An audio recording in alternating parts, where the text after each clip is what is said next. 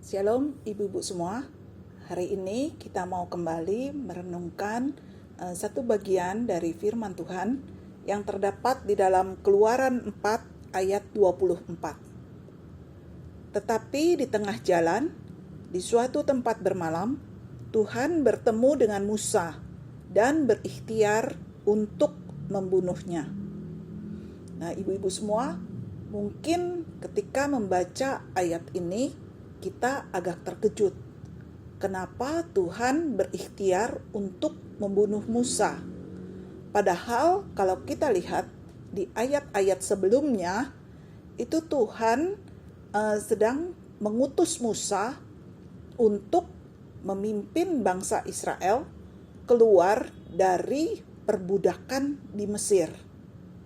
Pada awalnya Musa merasa keberatan. Dengan berbagai-bagai alasan, Musa sebenarnya enggan untuk menerima pengutusan Tuhan ini. Musa bilang, aku tidak fasih berbicara. Nanti bagaimana kalau bangsa Israel menolak untuk dipimpin keluar dari Mesir?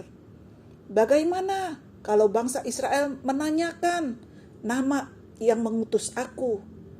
Bagaimana kalau Firaun, Raja Mesir, tidak mengizinkan bangsa Israel untuk keluar dari negerinya? Dan banyak bagaimana lainnya. Tapi pada akhirnya Tuhan berhasil meyakinkan Musa bahwa Tuhan akan menyertai dan memperlengkapi Musa, sehingga Musa tidak perlu takut untuk memimpin bangsa Israel keluar dari negeri Mesir. Tetapi ketika Musa setuju, ketika Musa berjalan ke negeri Mesir untuk melakukan tugas yang Tuhan berikan kepadanya, di tengah jalan Tuhan berikhtiar untuk membunuh Musa. Ternyata dari beberapa penulis, juga dari ayat setelahnya, masih ada satu firman Tuhan atau satu hukum Tuhan yang Musa belum lakukan. Di Kejadian 17 ayat 9 sampai 14, di situ ada perjanjian Allah dengan Abraham, yaitu setiap laki-laki di antara kamu harus disunat. Dan ternyata anak Musa belum disunat. Tuhan mau ketika Musa memimpin bangsa Israel keluar dari Mesir, dan Musa yang mengajarkan hukum-hukum Tuhan kepada bangsa Israel, Musa sudah melakukan semua hukum-hukum Tuhan. Jadi orang Israel gak akan bisa bilang, kamu mah pemimpin yang omong doang, cuman bisa mengajar, tapi kamu sendiri belum melakukan apa yang kamu ajarkan. Nah, jadi Tuhan mau Musa sudah sempurna dulu, melakukan dulu semua hukum Tuhan, baru dia bisa memimpin bangsa Israel, dia bisa mengajar pada bangsa Israel mengenai hukum-hukum Tuhan. Ibu-ibu, begitu juga dengan kita. Kita yang sudah dipanggil Tuhan menjadi anak-anaknya, Tuhan juga enggak membiarkan kita begitu saja. Tuhan mau memproses kita. Tuhan mau menyempurnakan kita. Supaya ketika kita menceritakan Tuhan kepada orang lain, kita sendiri sudah melakukan semua firman Tuhan. Jadi kita taat sepenuhnya kepada Tuhan.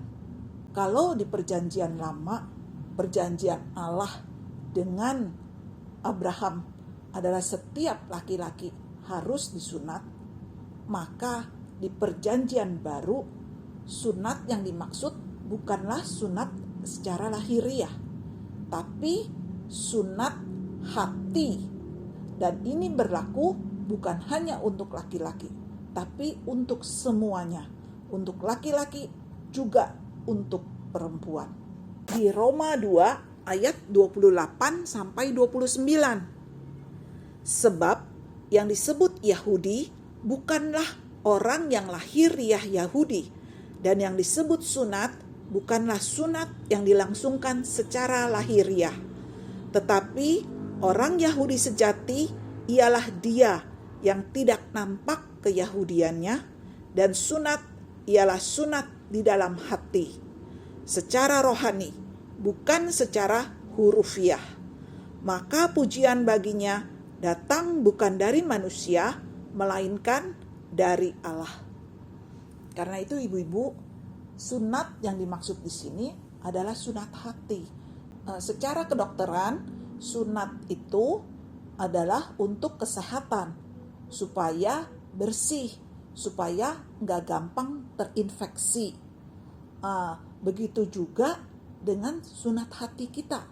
Kita buang semua kotoran-kotoran yang ada di dalam hati kita, sehingga hati kita tidak gampang terinfeksi.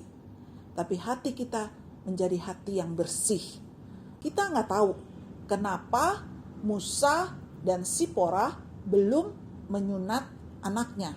Ketika Musa lari dari Mesir ke tanah Midian, itu Musa berumur 40 tahun. Kemudian di tanah Midian dia bertemu dengan Sipora. Dia menikah dengan Sipora. Dan ketika Musa diutus Tuhan untuk membebaskan bangsa Israel itu, Musa berumur 80 tahun. Kalau misalnya saja Musa punya anak 20 tahun setelah menikah, atau 10 tahun setelah menikah, nah berarti anak Musa sudah berumur 20 tahun atau 30 tahun. Dan selama itu Musa belum menyunat anaknya. Kita nggak tahu kenapa Musa dan Sipora belum menyunat anaknya. Mungkin mereka merasa kasihan dengan anaknya, kok masih bayi sudah disunat. Mungkin juga mereka lalai, mereka lupa, atau mereka nggak ngeh. Nah, tapi Tuhan menganggap kelalaian itu sama dengan ketidaktaatan. Dan ketidaktaatan itu adalah hal yang serius di hadapan Tuhan. Di Mazmur 139 ayat 23 sampai 24. Selidikilah aku ya Allah, dan kenalah hatiku. Ujilah aku dan kenalah pikiran-pikiranku. Lihatlah apakah jalanku serong, dan tuntunlah aku di jalan yang kekal. Nah ibu-ibu, biarlah doa pemazmur ini juga menjadi doa kita. Kita minta Tuhan yang menyelidiki hati kita, Tuhan yang mengenali pikiran-pikiran kita, dan melihat apakah jalan kita serong. Mungkin kita ada yang gak ngeh atau gak sadar kalau kita sudah melakukan kelalaian. Tapi bila kita berdoa seperti pemazmur ini, sehingga kalau ada sesuatu yang tidak kita ngeh atau tidak kita sadari, Tuhan yang menyingkapkannya kepada kita. Tuhan yang memberitahukannya kepada kita, menegur kita, sehingga kita bisa bertobat. Kita merubah ketidaktaatan kita menjadi ketaatan. Nah, seperti Sipora. Begitu Tuhan berikhtiar untuk membunuh Musa, Sipora langsung engeh. Dia langsung peka. Dia ingat, dia tahu apa kelalaiannya. Dan ketika dia tahu, ketika dia engeh, dia ingat, dia langsung bersegera mengambil pisau batu dan menyunat anaknya. Dan kulit sunat anaknya ditempelkan di kaki Musa, sehingga Tuhan membiarkan Musa dan Musa selamat. Nah ibu-ibu, kita wanita biasanya dibilang kita lebih peka daripada laki-laki. Nah, makanya ketika kita engeh, kita peka, kita sadar, ingat akan kelalaian kita atau kesalahan kita, ketidaktaatan kita, bersegera ambil tindakan seperti Sipora. Jangan bernego-nego dulu, berdiskusi dulu, tanya-tanya dulu. Lakukan gak ya? Kita taat atau enggak ya? Kita bersegera, langsung ambil tindakan. Karena tindakan kita itu mungkin menyelamatkan nyawa seseorang. Seperti di Mazmur 119 ayat 60. Aku bersegera dan tidak berlambat-lambat untuk berpegang pada perintah-perintahmu. Nah, biarlah ayat ini juga menjadi tekad kita. Aku bersegera dan tidak berlambat-lambat untuk taat kepada firman-Mu, untuk taat kepada perintah-perintah-Mu. Nah, ibu-ibu, karena itu begitu kita engeh, kita sadar, kita ingat akan semua kelalaian kita. Mungkin bukan kelalaian kita saja, tapi juga kelalaian pasangan kita, kelalaian keluarga kita, kelalaian anak kita. Bersegera, ambil tindakan, bereskan semua ketidaktaatan kita, kelalaian kita menjadi ketaatan sepenuh hati. Ada sebuah cerita, ada seorang ayah yang sangat menyayangi anaknya. Pada suatu hari, ayah ini mengajak anaknya untuk pergi dengan mengendarai mobil. Ketika pulang, hari sudah larut malam. Dan di mobil itu, ayahnya sering memperingatkan anaknya untuk selalu pakai seat belt. Tapi dengan berbagai-bagai alasan, anak ini menolak. Gerah, tidak nyaman, sesek, engap. Anak ini menolak untuk memakai seat belt. Dan benar saja, di suatu tikungan yang tajam, ada sepeda motor yang lewat dan bapak ini harus mengerem mobil secara sangat mendadak. Bapak ini selamat, tapi si anak yang tidak mengenakan seatbelt terlempar lewat kaca depan ke jalan raya. Kepalanya membentur aspal dengan sangat keras. Segera dilarikan ke rumah sakit dan ternyata anak ini menderita gegar otak yang sangat parah dan mengakibatkan anak ini tidak bisa melihat alias buta, tidak bisa mendengar alias tuli, dan juga tidak bisa berbicara alias bisu. Bapak ini sangat sedih. Dia memeluk anaknya dengan menangis dan dia senantiasa jaga anaknya ini sedemikian rupa. Nah, pada suatu hari bapaknya ini membuang kalung kesukaan anaknya. Dan anaknya ini ngambek, marah-marah, tidak mau merespon pada bapaknya. Bapaknya sangat sedih karena dia tidak bisa memberi penjelasan kepada anaknya bahwa kalungnya itu yang merupakan kalung imitasi sudah berkarat dan bisa melukai anaknya. Tapi karena anaknya ini tidak bisa diajak berkomunikasi, dia tidak bisa dengar, tidak bisa melihat, tidak bisa bicara, akhirnya bapaknya ini tidak bisa menjelaskannya. Dan anak ini tetap ngambek dan marah kepada bapaknya.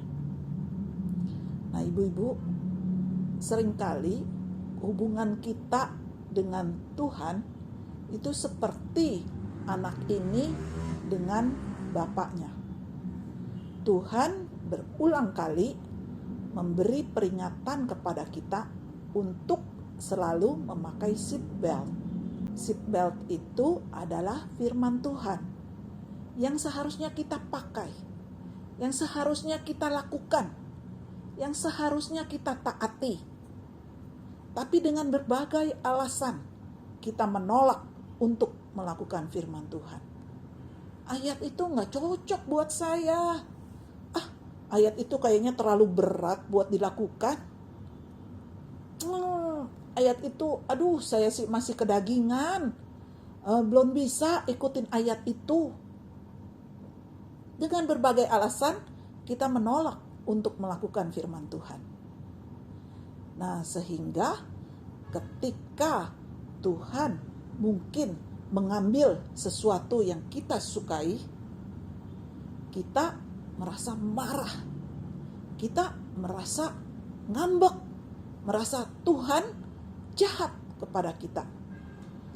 Padahal mungkin hal yang kita sukai itu bisa mencelakakan kita. Makanya Tuhan mengambil yang kita sukai itu. Tapi karena kita tidak bisa berkomunikasi dengan Tuhan, kita kehilangan penglihatan kita kehilangan pendengaran kita, kehilangan perasaan kita, sehingga kita tidak peka lagi akan kasih Tuhan. Kita tidak bisa melihat, kita tidak bisa merasakan, tidak bisa mendengar kehadiran Tuhan dalam hidup kita. Kita merasa Tuhan jahat, kita merasa Tuhan gak sayang kita.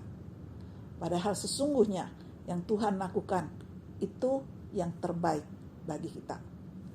Karena itu sekarang bagi kita yang sudah mulai melonggarkan seatbelt kita, yang mungkin melepaskan seatbelt kita, segera kencangkan seatbelt kita lagi, pakai seatbelt kita lagi, supaya kita tetap bisa berkomunikasi dengan Bapa.